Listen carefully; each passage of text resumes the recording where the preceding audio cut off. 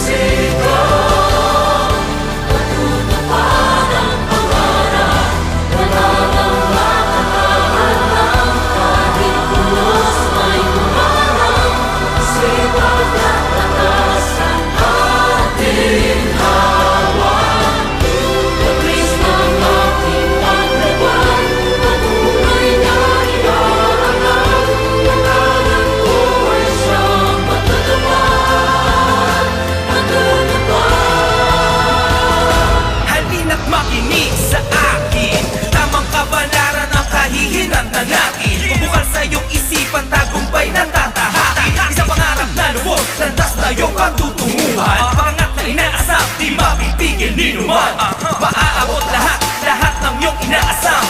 Kasipagan ng sagot, salat ka man sa kayamanan. Buksan ang pahina ng mga aklat ng karunungan. Edukasyon ating kailangan, kamamangan ating iwanan.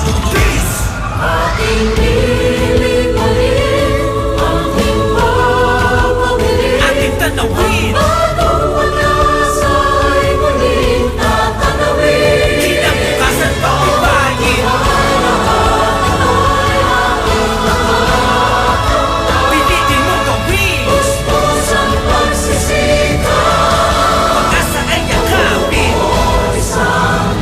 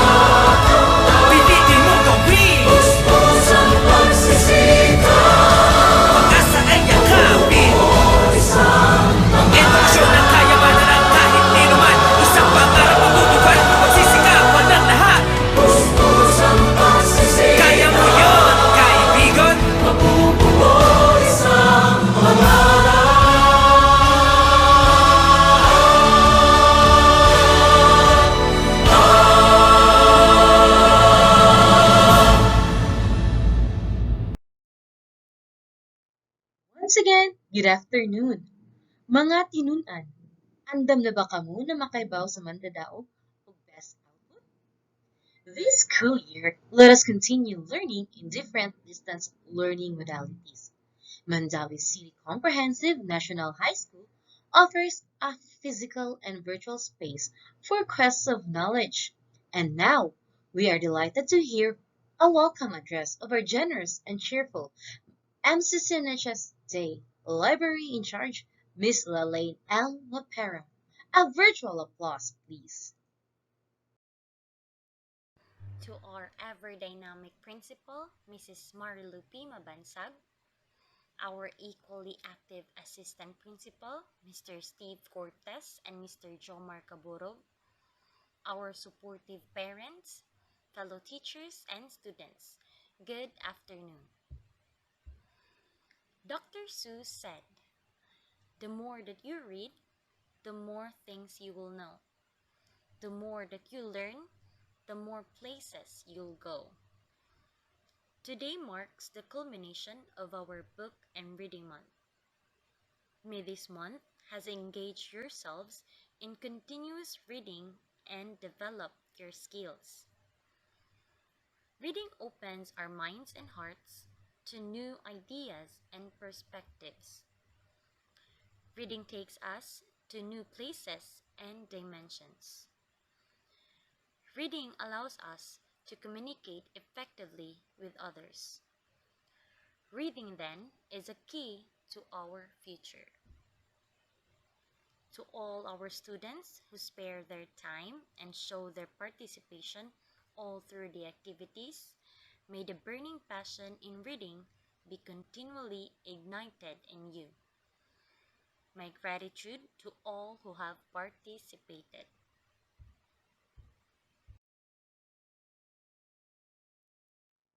All right. Thank you so much, Miss Lapera, for your remarkable address. At this juncture, we would like to introduce to you our handsome and beautiful judges. And now for our first judge, he is a Master Teacher 1, Mr. Isidro Jeffrey A. Garces. And now for our second judge, she is a graduate of Bachelor in Secondary Education, major in English, a units earned Master of Education in English, and teaching as well 11 years in the said language.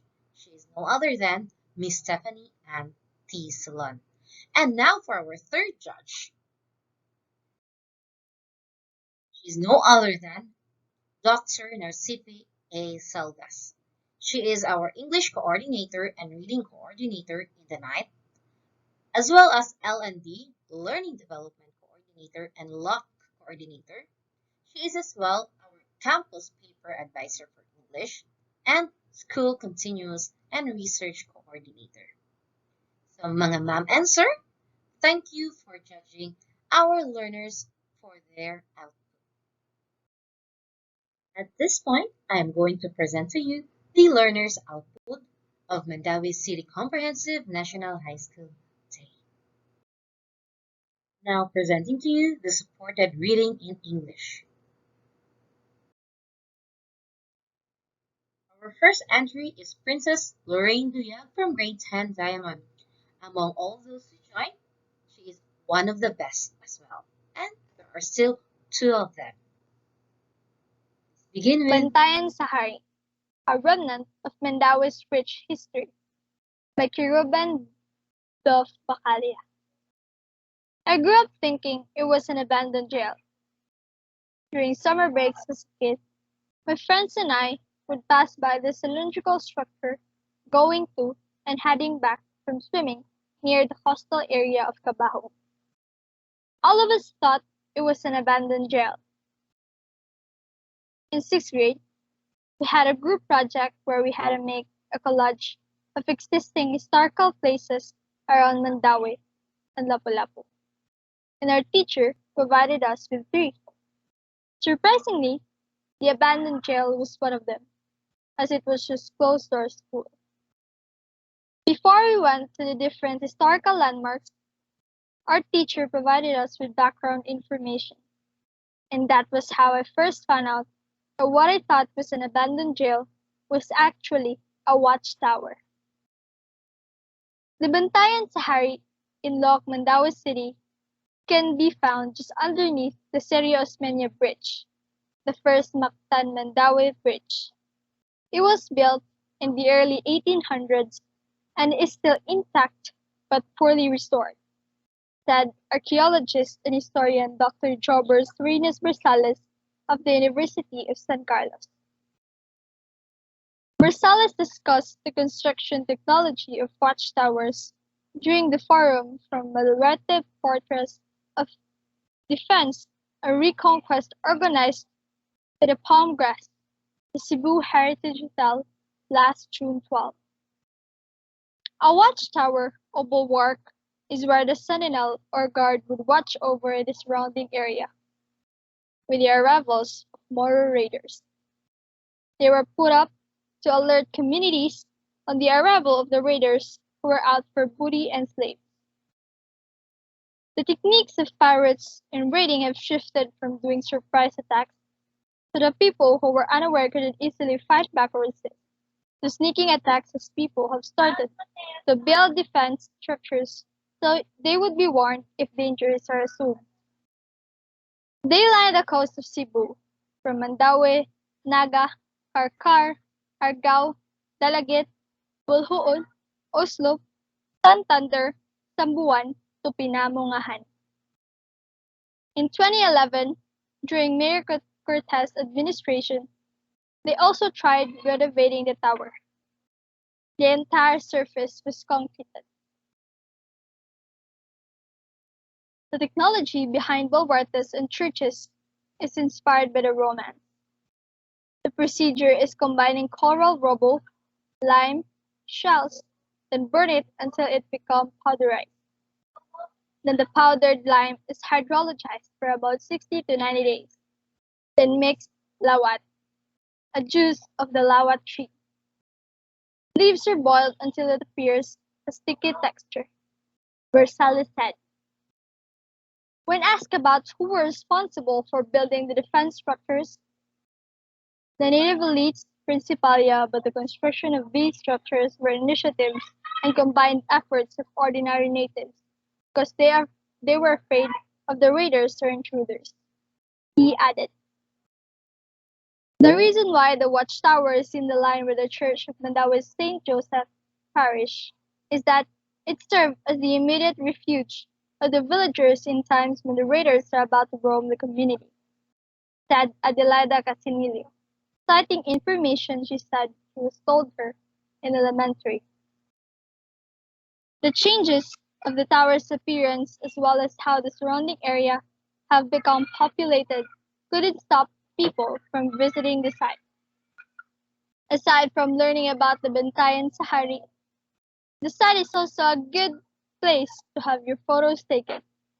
Beside the tower is a beautiful garden. The present state of the Bantayan Sahari should call the attention of the government to also lend time in preserving the few historical landmarks that are around. Far from being a mere abandoned structure, it is an important piece of Mandaue history.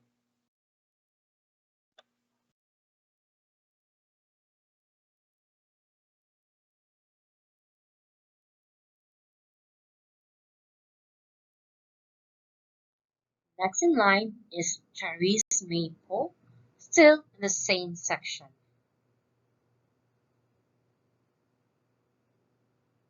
Hi, I am Charisse Mapo and I am from Grade 10 Diamond. Bantayan Sahari. Lastly, we have Jamie Ann Barbona.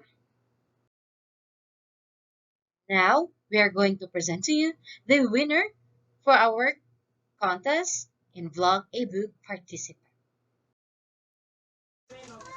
Good afternoon, everyone. I am Althea Shane Pedrosa from Grade 10 Opal, and this is my vlogabook. So this is my favorite book. It is just a picture. I don't have the physical book. I just read it from the Wattpad app, and the book has 7 parts. The title of this book is I Love You Since 1892, and the author is Mia Alfonso. The genre of this book is historical fiction, and the main characters are Carmela Isabella from the year 2016 and Juanito Alfonso from the 18th century. I bet you're curious on how did they meet each other since they are centuries away. Well then, I'll tell you their story. Carmela Isabella, who was born February 29, 1996, was a carbon copy of Carmelita Montecarlos, who was also born February 29, 1872. It was not a coincidence that they really look like each other and have the same birthday. Carmela is the fourth generation of the Montecarlos clan. She was born on a leap year, the same day Carmelita was born. Through a diary, Carmelita's diary, she'll go back in time. And the Carmela of 2016 will meet Juanito of 1892 because of a mission. Carmelita and Juanito is about to get married when Juanito died, but no one knows the reason behind it. And after a week, Carmelita drowned herself in the lake of their hacienda called Lawa ng Luha. Her mission is to be Carmelita and change the destined death of Juanito.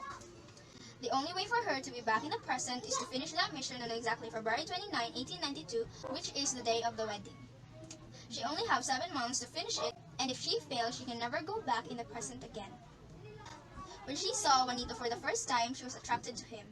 And to make the story short, because many things happened, many lives has been sacrificed, many died in exchange of Juanito's long life. After the tragic happenings, Juanito confessed that he is in love with Carmela, but in Carmelita's being. Carmela was also in love with him, so they chose to have a relationship. When February 29, 1892 came, Juanito found out that she is not Carmelita Montecarlos of 1892, but she is Carmela Isabella from the future, and her mission is to keep him alive. That was also the day Carmela was sent back to 2016 because she already finished her mission. After that, they never saw each other again. Juanito became a doctor, and all throughout his life, he never forgot Carmela, and his love for her never faded.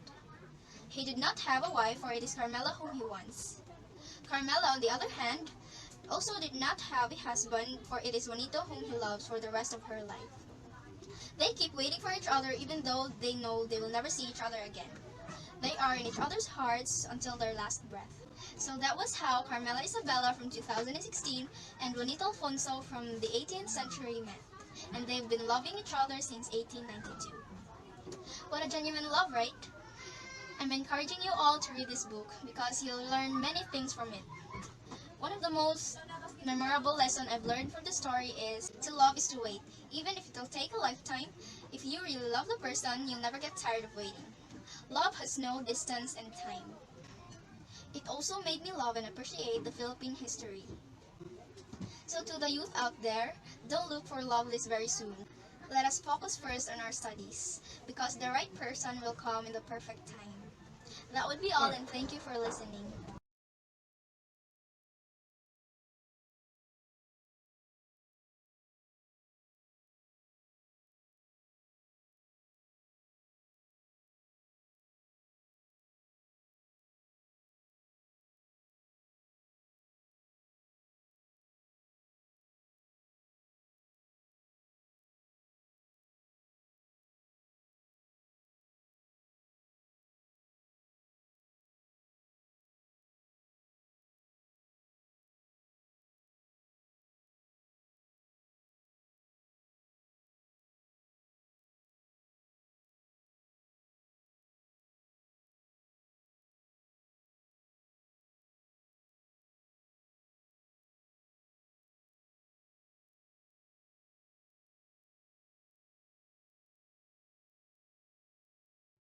Now, presenting to you the storytelling winners. I hope you enjoy! Magandang araw mga bata! Narinig niyo na ba ang kwento tungkol sa alamat ng Mindanao? Kung hindi pa, ay tunghayan natin ang pagmamahala nila Prinsesa Minda at Prinsipe Lanao. Handa na ba kayong makinig? Kung handa na, ay magsisimula na tayo. Si Sultan Kumpit ay isa sa mga naging pinuno noon ng isang malaking pulo. Siya ay matalino, ngunit ang mga Muslim ay takot sa kanya dahil siya raw ay masungit. Ang Sultan ay may kaisa-isang anak na dalaga. Ang pangalan niya ay Minda. Si Minda ay ubod ng ganda. Dahil sa kagandahan ng prinsesa, ay maraming nangliligaw rito. Kabilang na ang sultan, raha, dato, at prinsipe ng iba't ibang pulo. Bawat nanliligaw ni Prinsesa Minda ay may kanya-kanyang katangian, kung kaya't nagpasiyang magbigay ng 3 pagsubok si Sultan Kumpit. Ang mananalo sa 3 pagsubok na ito ay siyang mapalad na makakaisang dibdib ng kanyang anak. Ang unang pagsubok ay kung sino ang makapagsasabi ng kasaysayan ng kanyang angkan hanggang sa 10 salin nito. Ang ibig sabihin nito ay kung sino at ano ang naging buhay ng ama, nuno, ama ng nuno, nuno ng nuno at mga kanununuan hanggang sa 10 salin. Ang ikalawang pagsubok naman ay kinakailangang malagpasan ang kayamanan ng hari upang maging daan patungo sa 3 pagsubok. Ngunit ang higit na mayaman ay siyang magmamay-ari ng kayamanang natalo. Marami ang nakipagsapalaran at natalo sa unang pagsubok. Isa na rin ang kilalang prinsipeng Kinang. Siya ay nakapasa sa unang pagsubok, ngunit natalo sa ikalawang pagsubok sapagkat ang kanyang 3 titlis na ginto ay nahigitan ng 4 na titlis na ginto ng hari.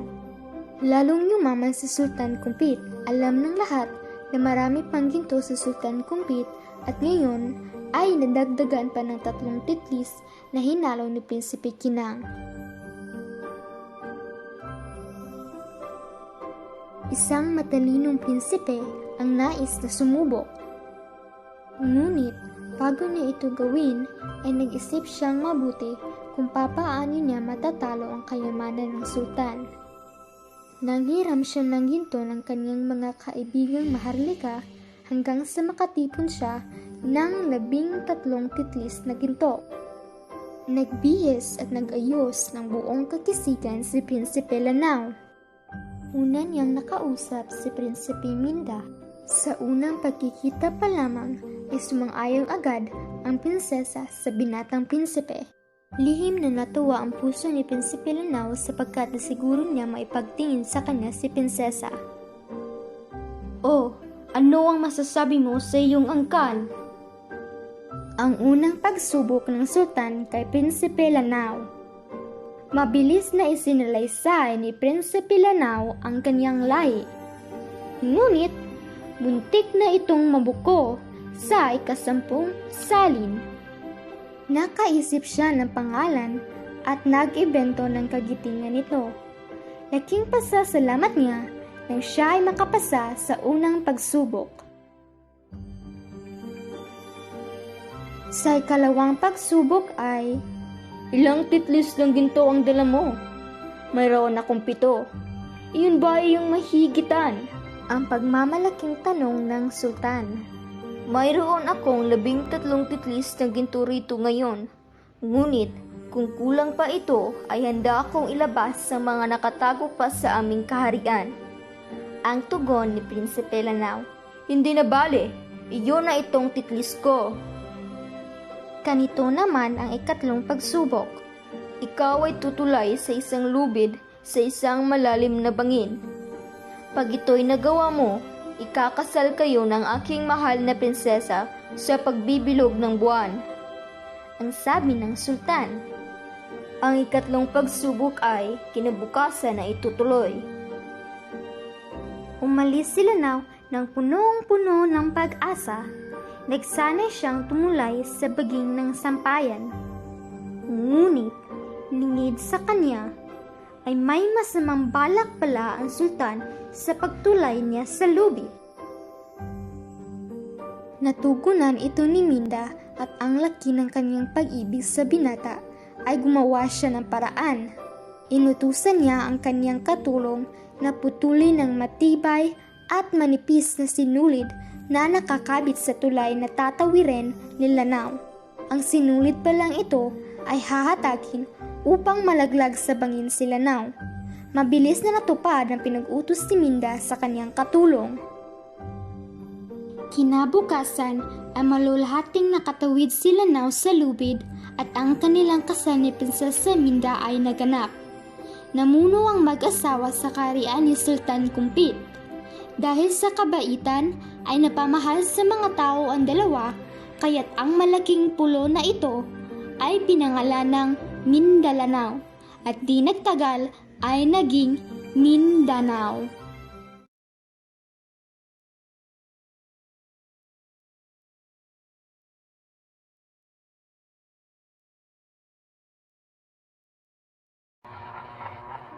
Noong unang panahon, may isang batang babae na nagngangalang Red Riding Hood. Tinatawag siya ng lahat ng tao na Red Riding Hood dahil palagi siyang may suot na pulang kapa na bigay na sa kanyang pinakamamahal na lola noong kaarawan niya. Isang araw, inutusan siya ng kanyang ina na dalawin ang kanyang lola na may sakit. At sinabihan din siya ng kanyang ina na huwag makipag-usap sa hindi niya kakilala. Habang siya ay naglalakad patungo sa bahay ng kanyang lola, ay may nakasalubong siyang isang lobo. At tinanong siya ng lobo kung saan ba siya pupunta. Sinagot naman ni Red Riding Hood ang tanong ng lobo at sinabi niya na, "Bibisitahin ko ang aking lola at dadalhan ko siya ng pagkain dahil sabi ni nanay siya ay may sakit." At yun ang sabi ni Red Riding Hood sa lobo, sabay turo sa bahay ng kanyang lola. Malis na nga ang lobo, ngunit hindi alam ni Red Riding Hood na papunta pala ang lobo sa bahay ng kanyang lola. Dating ng lobo sa bahay ng matanda, ay siya ay kumatok. "Knock knock!" Sagot naman ng lola. "Sino ba ang nandiyan?" Ngaya naman ng lobo ang boses ni Red Riding Hood at sabay sinabi, "Lola, ako po ito, si Red Riding Hood. Itulak mo lang ng malakas ang pinto, iha." Sabi naman ng lola ni Red Riding Hood. At yun nga, nakapasok ang lobo sa bahay ng matanda at kinain siya. Humiga naman kaagad ang lobo sa kama at nagpanggap bilang ang lola ni Red Riding Hood. At siya ay naghintay sa pagdating ni Red Riding Hood. Ilang sandali lang ay dumating na si Red Riding Hood at sinabi, "Lola, ako po ito." Naman ang lobo bilang ang matanda at sinabi, "Itulak mo lang ng malakas ang pinto at pumasok ka, iha." Pumasok na ang bata at napansin niyang may kakaiba sa kanyang lola at siya ay nagtanong, "Lola, bakit ang laki-laki ng iyong tenga?" Sabi naman ng matanda o ng lobo na, "Upang mas marinig kita ng mas maayos, iha, kaya wag mo lang itong pansinin." Taka pa rin si Red Riding Hood kung bakit sobrang kakaiba ang kanyang lola hanggang sa napansin niya na sobrang laki ng ngipin nito. At dun nga lumabas ang tunay na lobo. At nagtangka niyang kainin si Red Riding Hood. Buti na lang at may nakarinig sa boses ng lobo at dali-daling iniligtas si Red Riding Hood. Tinira nito ang lobo at yun na ang katapusan niya. Ang moral lesson ng ating kwento ay huwag magtiwala kaagad sa hindi mo kakilala at huwag na huwag kang magbigay ng impormasyon.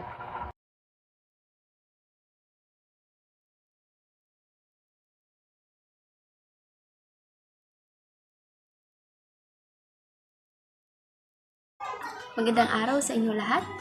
Tayo ay magbabasa ngayon ng isang maikling kwento na pinamagatang si Juan na laging wala sa klase. Simulan na natin. Si Juan Francisco ay anak ng mayamang mag-asawa. Pagmamay-ari ng ama niya ang pinakamalaking hasyenda sa baryo nila. Isa namang simpleng may bahay ang kanyang ina. Hindi na nito kailangang magtrabaho sa marami na kanilang pera. Dahil nag-iisa siyang anak ng mayamang mag-asawa, kampante si Juan ni hinding-hindi siya mamumunubi hanggang sa pagtanda niya. Ito ang dahilan kung bakit tamad siyang mag-aral. Hindi ko na kailangan graduate Hindi ko na nga kailangan mag-aral sa dami ng pera ni Daddy. Palaging katwiran ni Juan tuwing pinapagalitan ng ina dahil hindi sa pagpasok sa klase niya. Nagpatuloy ang hindi kaaya-ayang gawain ni Juan. Kahit guro niya ay pinupuntahan na siya sa bahay nila upang kamustahin kung bakit wala siya sa klase. "Anak, kailangan mong mag-aral. Ang pinag-aralan ang tanging bagay na hindi makukuha sa iyo ni man," sabi ng ina ni Juan pagkaalis ng guro niya. Hindi na mabilang-bilang ang mga pagkakataong pinuntahan siya ng guro niya sa bahay nila. Ngunit talagang tamad si Juan. Mas gugustuhin pa niyang lumiban sa klase at maglaro ng computer o mamasyal kasama ang kanyang mga barkada.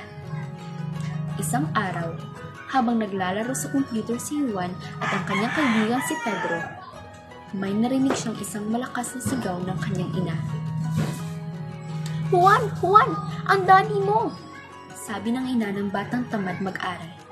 Inatake sa puso ang ama ni Juan. Sinundan ito ng iba't ibang komplikasyon.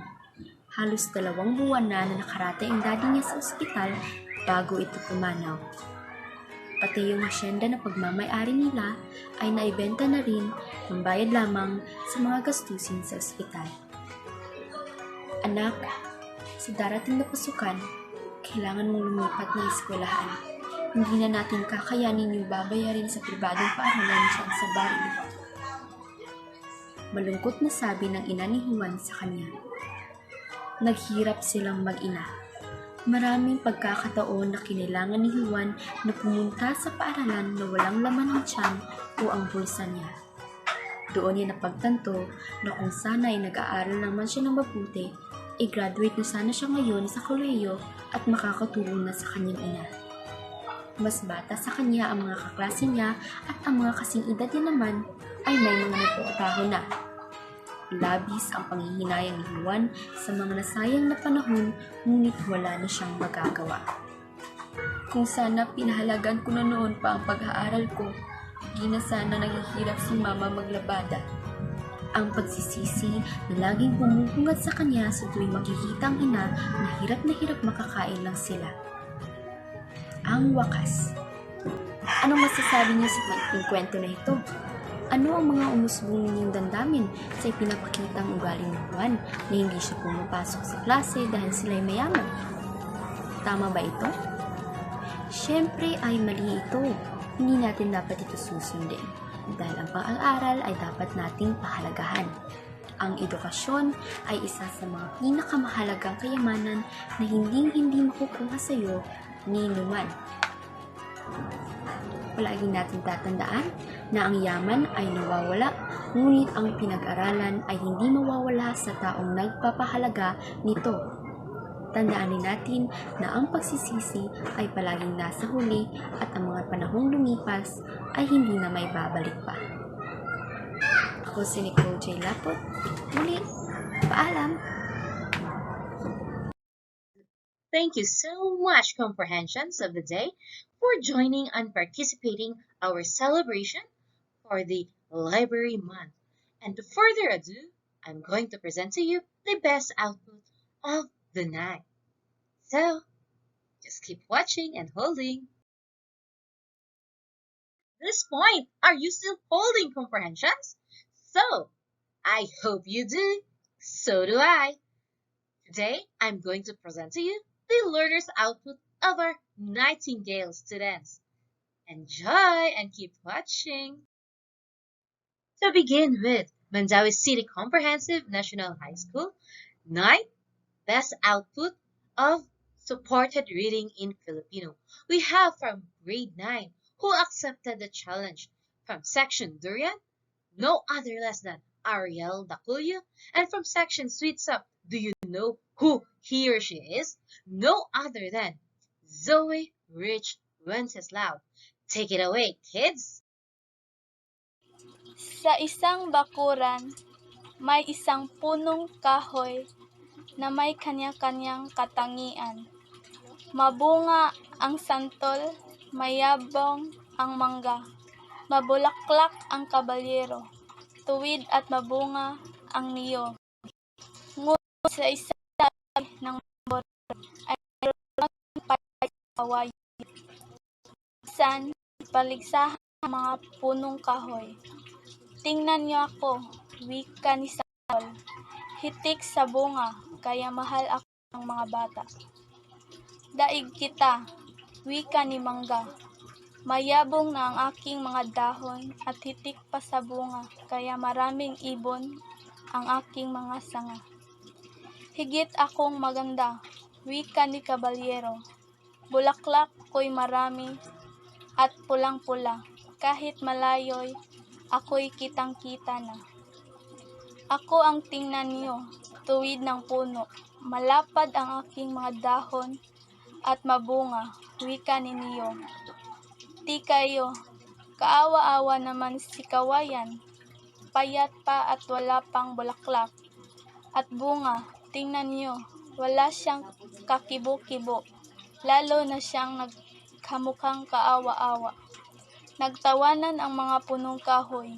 Pinagtatawanan nila ang punong kawayan. Nagalit si hangin sa narinig na usapan ng mga punong kahoy. Pinalakas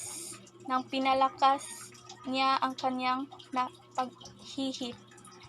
At sa isang oras niyang pagkagalit, ay nangalagas ang mga bulaklak at nahulog ang mga bunga at nangangabwal ang mga puno, mayayabang na mga punong kahoy. Tanging ang mababang loob na si kawayan na sumusunod-sunod sa hihip ng malakas na hangin ang nakatayo at di nasalanta.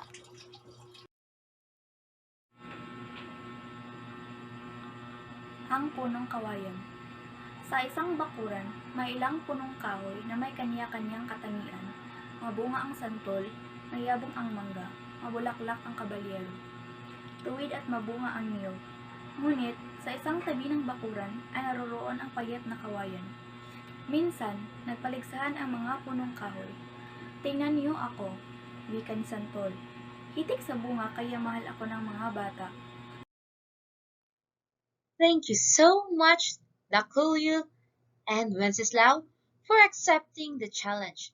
To further ado, let's proceed to our best output in Make Your Own Recipe from Grade 9 Section Durian. No other less than Dwayne G. Estupil. Go ahead, Dwayne.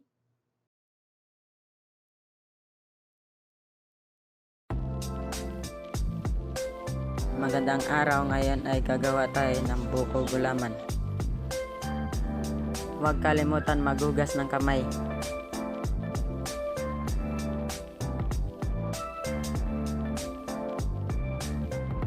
Mga sangkap, 2 tasa ng coconut shrimps, 2 tasa ng tubig ng buko, 1 gulaman powder, 1/2 na sukal, 6 na tasa ng tubig, 1 condensed milk, 1 all-purpose cream.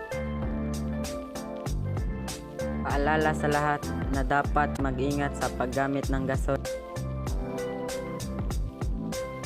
Magpainit ng tubig, sunod ilagay ang gulaman, isunod naman ang asukal at haluin hanggang maluto.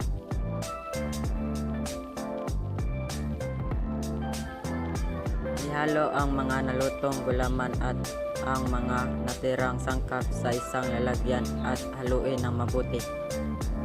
Palamigin sa ref bago ihain. Huwag pa rin natin kalimutan maghugas ng kamay. Mga sangkap, 1 maliit na lata ng fruit cocktail, 8 ounce na nata de coco, 8 ounce na kaong, 1 lata ng condensed milk, 1 Nestle cream, mayonnaise, asukal. Pagaluin ng maigi ang lahat ng sangkap sa isang lalagyan.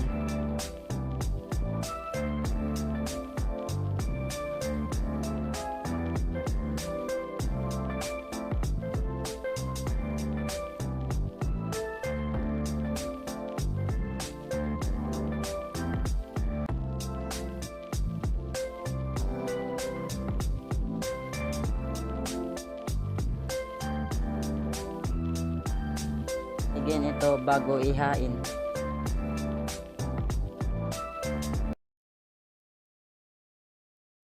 We do hope that you're still hanging with us, comprehensions.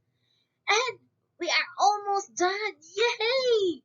So, now I'm going to show to you a memories wherein teachers, learners join this whole month celebration for the virtual library month. I hope you are still with me and sit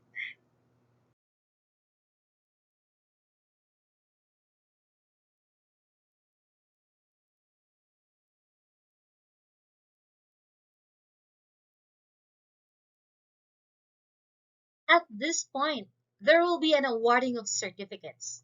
However, it will be handed to you through your class advisor.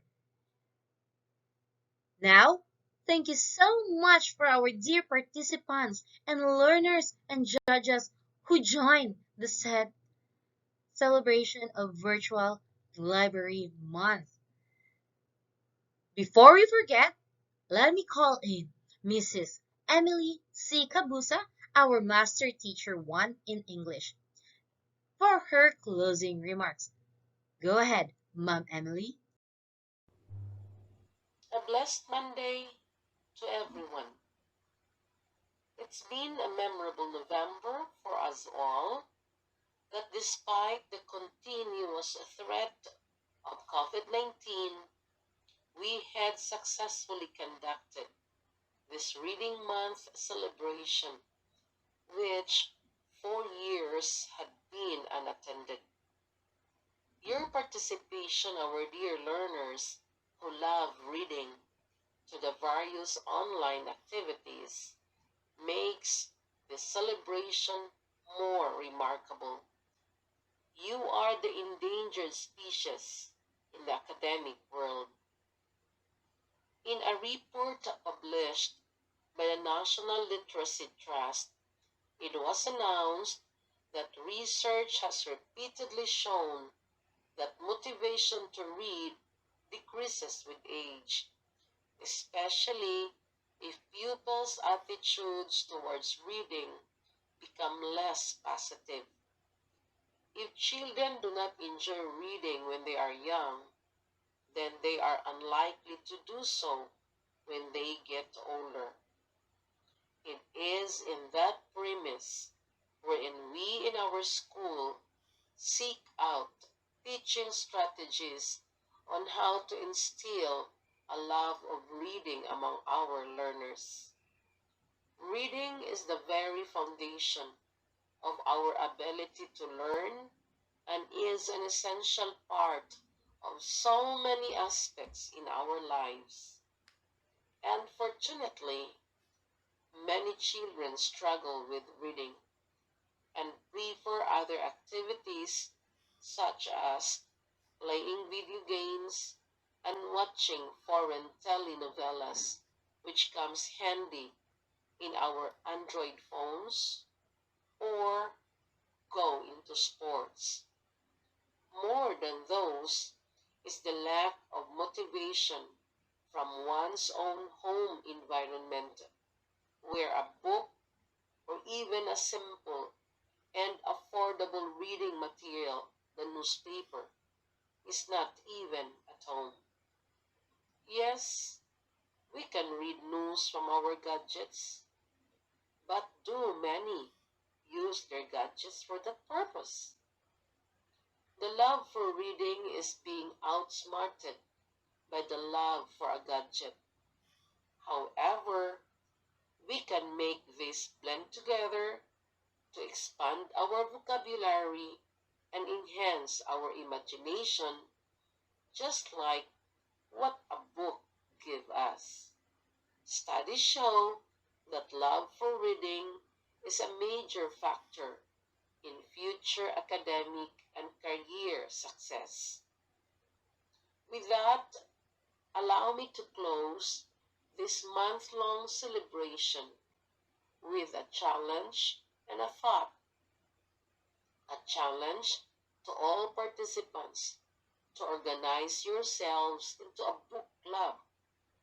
This is a fun way for you to socialize, since this is where you can share your thoughts, entertain different opinions, interact each other's perspective, and learn about each other. Remember, it's always fun to go to an adventure together. Should you like to have an advisor, feel free to reach us, your language teachers. Now for a thought. We all know the rewards of reading are immense. Aside from enhancing our communication skills, it also helps reduce stress. Reading is a vital skill used in our daily lives and is essential for us to function effectively. The love of reading helps a person successfully navigate his way through school, higher education, and jobs. Don't let yourself be extinct. Influence others to love reading and create a clue of bookworms. A grateful thanks, Mom Emily Kabusa, for the warmth message and support for this activity. Now, let me end this culmination with a quote from Miss Rachel Anderson. The journey of a lifetime starts with the turning of a page, and I do hope comprehensions that we will still quest for learning in reading our books through physically or virtually. And thank you so much. Have a wonderful and safe day. Bye bye.